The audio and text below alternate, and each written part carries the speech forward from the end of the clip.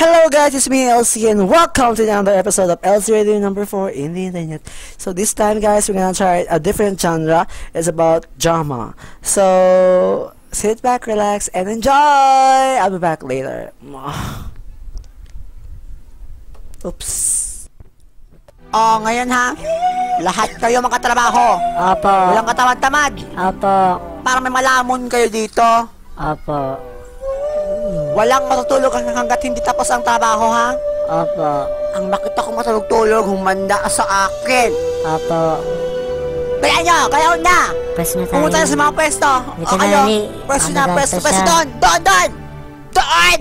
Hindi ko maintindihan kung ba't sila At ikaw, magtrabaho ka na. Bakit naman kayo ganyan, inay? Aba, kung masagot ka bang bakla ka? Bakit mo kami pinapagalitan? Nagkakaan lang yan para magdisiplina kayo! Kapaiyak-iyak ka pa dyan bakla ka. Diba kayo saya? Ba't ka umiyak? Aba, tigilan mo yung iyak mo! At ikaw, magtinda ka mo tayo ng kalitin. Bakit po? Magtinda ka ng sabo! Bakit wala kayong silbi? Hello, I'm Miss Philippines. Tignan mo, ito sumali ka lang gay contest nung manda ka sa pakwil po. Ikaw, Ano? huwag ka muna mag-aral. Bakit po? Mag-cut ka. Hindi po. Benta ka na doon. Ayoko. Wala kang ginagawa, puro ka lang tulog. Wala kang ginagawa, di tulog. Ito nga. Tulog. Ito nga Apa, po. sunok ka pang mata ka sa akin. Ito kaya. Nakita ka bata, kapiste ka. Sino ko nakita ko yan nga? Manahimik ka! Ang ina mo ka dito! Tumahimik ka! Sumapas ko sa'yo itong bakal na to, ha? Ayaw pala eh! Bago sa upatang kang ibig posto na pareha pa sa'yo! Tuloyan nyo! Gumalaw na kayo! Mga walang silbi, mga palamunin, patay gutom! Galaw! Wala kayo kwenta! Abawanta ka sa akin! Bakit naman ganun si nanay? Nanay ba talaga natin siya? Ewan ko dun, di pa siya namatay nung bata pa. Tangina niya, gago siya, namatay na siya. Ikaw talaga kaya ka pinapagalitan ni nanay? Manahimik ka nga dyan, kaya mo kung sino ka malinis, gago to. Tangina mo, Ikaw dahil sa bunganga mo kaya ka pinapagalitan ni nanay. manahimik ka nga dyan, pinagkatagal mo pa yung nanay mo, walang kwenta yung nanay mo.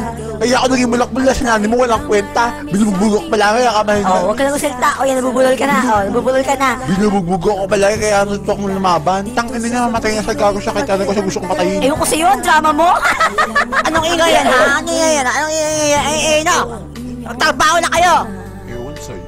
Ano? Wala po, inay. Anong inay? Wala po, mother.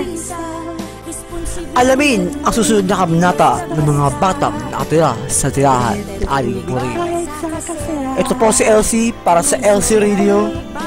Now signing off. Be back anytime soon for another episode of LC Drama sa internet. Tanginan nyo ang tumatayo bilang nanay at tatay nyo. Tanginan nyo na nagpapatawa kapag nalulungkot kayo. Nasasaktan pag di naibigay ang gusto nyo mga kailangan. Tanginan nyo na handang magtanggol pag inapi kayo. Tanginan nyo na ibibigay kahit buhay ko sa inyo. Ano man ang mangyari, nandito ako hanggang huli. Tanginan nyo, tanginan nyo, tanginan nyo ako, tanging ina nyo.